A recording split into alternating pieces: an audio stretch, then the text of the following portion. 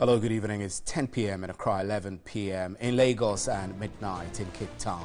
Wherever you're watching us or listening to us from, this is News at 10. We're live from the News Hub at Adisawe Kanda in Accra. Around the world, we're streaming on the internet at 3news.com, and you can also follow our live stream on Facebook. Let's begin with the day's major news highlights. President Akufo-Addo says government will not relent on its commitment to ensuring the rule of law. Speaking at the 2017 Mayim Festival at Odumasi Krobo in the Eastern region, the president charged people to unite to promote development.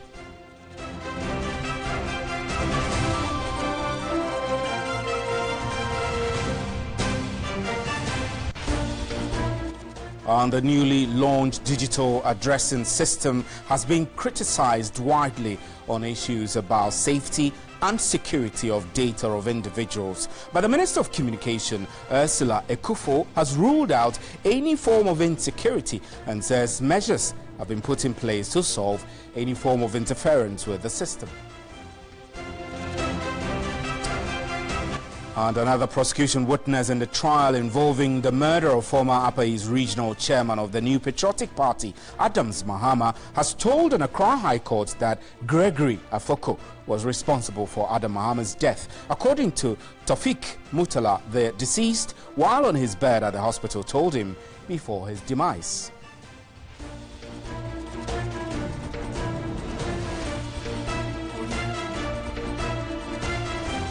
And the police administration has begun deployment of more men to land guard-prone areas to deal with the menace. Responding to questions from the media in Accra, the Inspector General of Police, David Asante-Pietu, says the menace has become a national threat which should be removed and not be allowed to take root.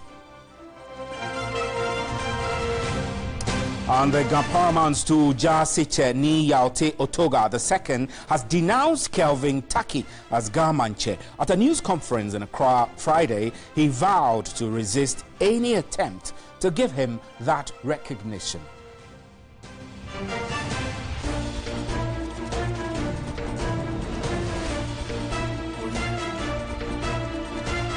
Where our major news highlights. Let's start with our first story. Tonight, the Ghana Tourism Authority has temporarily closed down a hotel in Accra ahead of a planned sex party Saturday. Activities of the party were explicitly advertised in circulated posters. The Naughty Rebel House Party promised patrons side attractions like blowjob, sex, dick massages, body massages, and threesome sex. Among others, the advertised activities came with different charges ranging from 50 to 250 Ghana cedis, aside the 50 cedis gate fees to be charged. The Ghana Tourism Authority, supported by the police, today moved to close the hotel located at Bawe.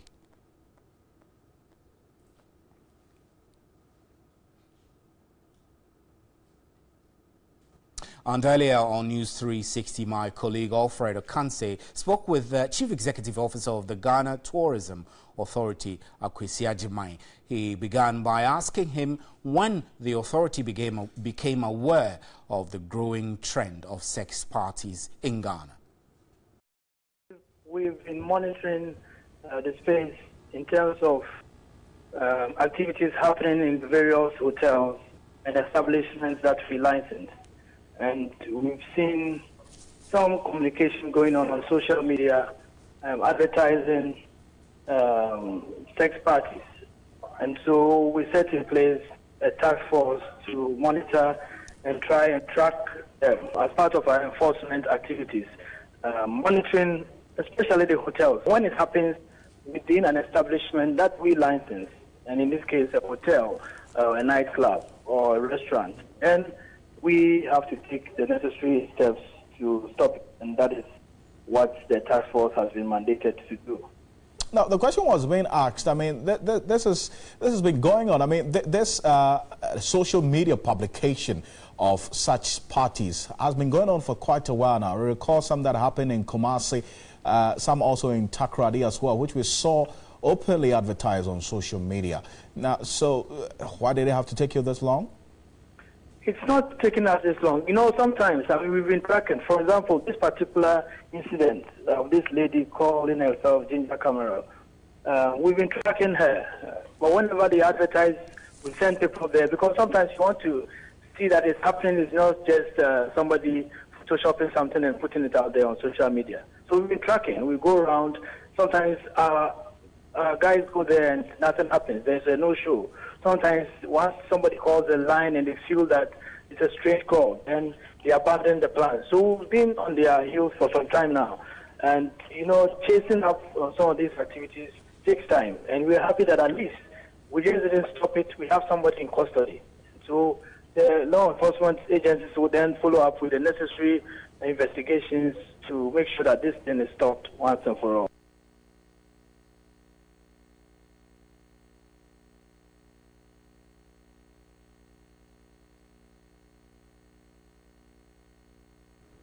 Right, we will shortly be trying to get onto Skype to speak with private legal practitioner Martin Pebu. We're getting some technical challenges connecting to him, but we will be having some discussions on the legal implications of this, the activities of these sex party activities springing up around the country. But let's move away from that. The Karaga constituency chairman of the MPP, Tahiru Zakari, has been arrested with 3 others suspected to be part of those who caused the disturbances at Karaga in the course of the week. The rest are Baba Ali Osman, Mohammed Al Hassan and Abdullah Ziblim. They were arrested after an official complaint was filed by the under fire Karaga District Chief Executive Al Hassan Yabdo, who was chased out of his office in Karaga by some rampaging MPP youth. Northern Regional Police Public Relations Officer ASP Yusuf Tanko is expected to join me on the telephone, but we will get to him pretty shortly.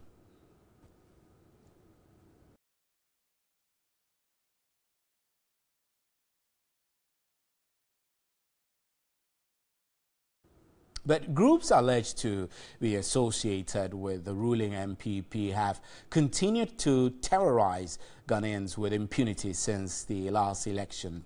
President Akufo-Addo has directed the police to deal decisively with the negative vigilantism in the country. But how well is the police responding to this call? Wrongdoing has no political color, and I do not subscribe to the lawlessness of political party supporters simply because their party has been elected into office. I condemn all such conduct, and I call on all political parties, especially the New Patriotic Party and the National Democratic Congress, to ensure that this is the last time such undignified acts occurring during our periods of transition.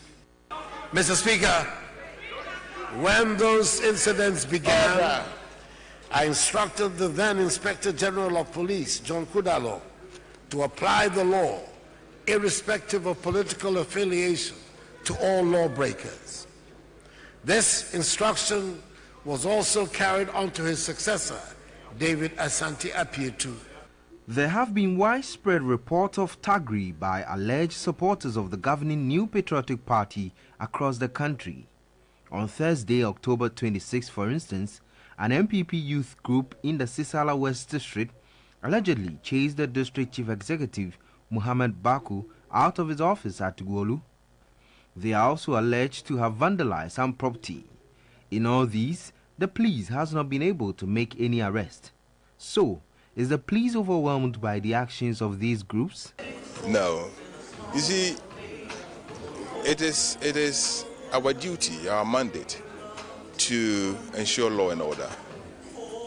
But what somebody intends doing, or crime he has intended to commit, sometimes we are unable to prevent it. It does happen, and it is for us to respond accordingly. They will occur, but our response and how we are able to manage it is what is important. Could it be that the police are being manipulated, especially when dealing with vigilante groups? When crimes are committed, we don't give it any color. It's crime. So we deal with it as that. As a police officer, we deal with crimes. If you are from a political party, you commit a crime, we're going to deal with you accordingly and not as somebody coming from another political party. For now, Guineans will have to keep their fingers crossed as the police try to overcome the challenge of dealing with vigilantism. Right, pretty shortly we'll be speaking to Albert Kofi Ahin, who is the national coordinator of the Coalition of Domestic Election Observers, CODEO, to speak to us on this issue of vigilantism. But let's go back to our earlier story with the springing up of sex parties and the action taken by the Ghana Tourism Authority and the police service to close down a hotel in Badu here in Accra, which had explicitly advertised functions giving all forms of services which boils down on sex party. Martin Pebu is a private legal practitioner. Is joining us on the telephone lines now. Mr. Pebu, we apologize that we were not able to get you on Skype. I reckon that it was as a result of the rains and technical issues. But this system, is there any law against it? The practice of sex parties springing up across the country, is there a particular law that says it is illegal? Yes. You see, these hotels operate under license from the tourist board. Okay. Yes. So the tourist board gives licenses to hotels, but as part of the licenses, these hotels are required to desist from illegal and dishonorable conduct, okay, and such related matters. So one of the functions of the Tourism Development Authority is to prevent such acts under Act 817, that's the Tourism Act. So as part of the functions of the authority, they want to prevent such illegal acts. Now, what makes the sex parties illegal is the Criminal Offences Act of Ghana, what is popularly called the Criminal Code. So in order not to make it complex by relying on sections, let's paraphrase. Under our law, okay, it is against the law for a person to live wholly on income earned from prostitution. So as far as I'm aware, from the adverts that I saw, you could see that certain sexual acts were advertised and prices listed. So where you say you want to undertake certain sexual acts for certain prices, then you're certainly going in the direction of illegal conduct. So that is why the Tourism Authority rightly closed down the hotels, because they are the ones who license the hotels to operate. Right. I know this is not the first of such kind. Recently, we've seen such trends develop around North Kaneshie, Medina, Adenta, around the whole place. They advertise boldly on Facebook and other social media platforms. But really, what's the penalty for such acts? Yeah, so if you, those who are procuring prostitution, so pimps, those who pimp them up, fine, and then being a misdemeanor up to 3 years imprisonment. Yeah, so from fines up to 3 years imprisonment for the pimps, okay, and then the prostitutes themselves. They say, so if the police round up those persons and have them prosecuted, that is what they would face. And do you get the impression that this is going to lead anywhere? I mean, the action from the Ghana Tourist Authority and the police service, I mean, considering the ways these things have gone. I mean, if you look back to investigations that were conducted by journalists unveiling the existence of child brothels across the city of Accra and other places, we really didn't hear much happening thereafter. Do you have hope that the law is going to take its full course, beginning from these ones? Well, that's difficult. Yes, we can only hope. We can only hope that the police sit up and then try. But long term, it would appear that looking at what happens elsewhere, it would appear that we may have to revisit our laws. You know, there are a lot of countries, the Netherlands, okay, some parts of the U.S., and even in Britain, where they've licensed these ladies. So they work, and they pay taxes. So it looks like long term, you know, we may have to, you know, it's such a difficult matter. I know. So what you're suggesting is that long term, the state should be considering to legalize brothels, so we can also generate some tax income from their operations? Yes, it looks like we can't run away from it. I mean, if you look at those countries ahead of us, that is where we are headed. Right. So, as income levels increase, these things, you can't repress them forever. Right, Lawyer Martin Pebo, we're grateful for your time. Martin Pebo is a private legal practitioner. I'm Stephen Enti, and you're watching News at 10. We're also streaming live on our Facebook page and on 3news.com. We have more news for you. We'll be right back.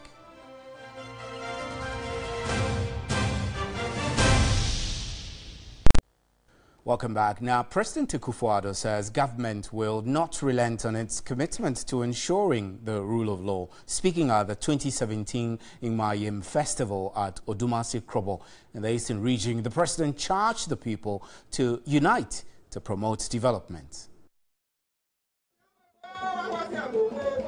The Imayim Festival is a celebration of the abundant harvest of the Ima, which refers to the millet. It is also to thank the gods for the harvest and pray for protection in the coming year. The Klomache, Kono of Manya Krobo, Nene Sakite II, called for a united front to promote development. Harmony among our chiefs, determined economic activity, life in the spirit of love and consideration of the neighbor, all go to benefit the whole community. President Akufo-Addo charged the chiefs of Krobo land to unite to ensure socio-economic development in the area. A major bane of our nation's socio-economic development has been chieftaincy disputes. They have resulted in full-blown conflicts, threats to our nation's peace and stability, destruction of property, and the loss of lives, closure of educational and health facilities, separation of family, amongst others. Manya Krobo has had its fair share of disputes, with some still unresolved. And I suggest it is time we brought them, indeed all other disputes across the country, to an end. Speaking about the recent Sisala youth disturbances in the Upper West region, the president reiterated government resolve to make the law work. The application of the laws of the land will occur, in the words of the judicial oath, without fear or favor, affection or ill will, and without recourse to the political, religious, or ethnic affiliations of any citizen of the land. When you fall foul of the law, you will be dealt with accordingly, and the law enforcement agencies, including the judiciary, must ensure that this is done. And the Paramount's to Jaseche Ni Yaote Otoga II has denounced Kelvin Taki as Gamanche. At a news conference in Accra on Friday, he vowed to resist any attempt to give him that recognition. My name is Dr. Ni Tetekwe II, the principal kingmaker of the Ghana state, otherwise Ga Jaseche. A claimant as the Jaseche, the kingmaker Dr. Ni Tetekwe II. In less than a week, with a sharp response, another emerges as the Jaseche of the Ga Paramount's tool. The Ga Paramount's tool, Jassy. A defiant Paramount's tool, Jassy, fired up to resist any imposition. They are resolute. Earlier this week, Kelvin Taki was outdoored as Gamanche amidst pomp and pageantry. This outdooring, the other claimants have distanced themselves from. He's been going round. I think he has made himself Gamanche about four or five times at various places. One at Dakuma, even before Ni was buried. Front page of the graphic, he was there saying he's the new Gamanche, and he has got gold on the heart. Guns, we don't wear gold. Government officials were not spared. It appears that the government is at this time assuming power in Ghana to interfere with the installation of Gamanche and determines who should be the Gamanche. He again says the Chieftaincy minister has recognized the existence of Nia Damalache as a rightful Gamanche. The two removed from me will be taken from me. Drove away all members of the Gamanche through Jassy from the Gamanche schoolhouse and allowed the reverends to perform certain customary rites to purport to install Kentucky in a position they call Gamanche. We have one Gamanche, Ni Adamalache. Apart from him, there's And veteran High Life Rama Badu gave up the ghost in the late hours of Thursday, October 26, at the Fijasi Government Hospital. Aside being a great composer, Rama, aged 72, was a fun-loving person and very much obsessed with the Azonto craze.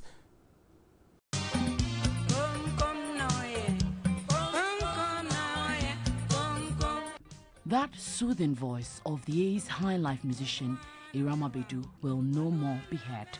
She has died at age of 72. Her death comes few days after the burial of veteran musician Papa Yankson. Rama passed away at the Fijasi Hospital in the Ashanti region after battling with an undisclosed illness. The 72-year-old was known for songs like Medofwa Dadami, Kum Kum and Obatime. Rama Badu's last public performance was in 2013 when she treated audience old-time tunes at the Music of Ghanaian Origin Moko Awards at the National Theatre.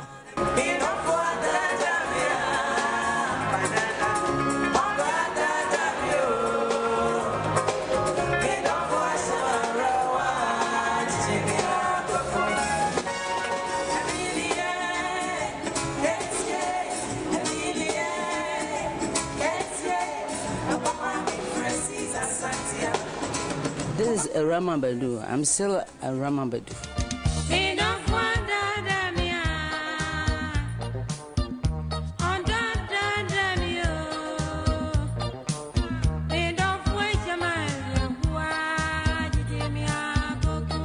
The last time we met, it was at a musical event, and this is the second time. We're talking about the love factor. It's happening tomorrow. Families will be passing through, and you'll be live in concert. Let's talk about tomorrow and what will be happening. Okay, because of this, how my people, my family, have heard of my coming here to perform. They've been calling me. My people are calling me. I think we've heard of you. You are coming here. So what are you doing? I'll be singing Medofwa Dadami and others. Kum Kum, Diamini, you see. So I'll be dancing and singing at the same time.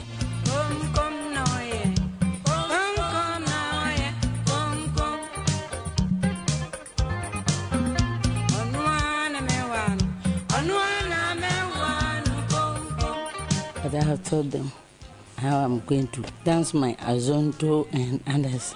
As I told you last time, Azonto to me is the funnest of all the dances. We are dancing this way. I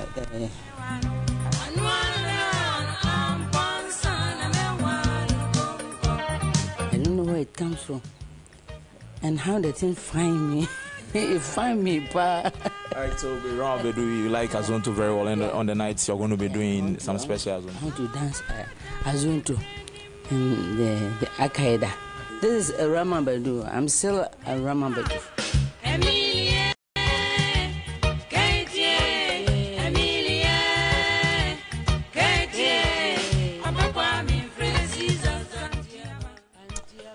May her soul rest in peace. Rama Badu there, very great singer, great musician we've lost there. Condolences to her family as well. I'm Stephen Enti, and thank you for staying with us. On behalf of the crew, good night. There is more news at 3news.com.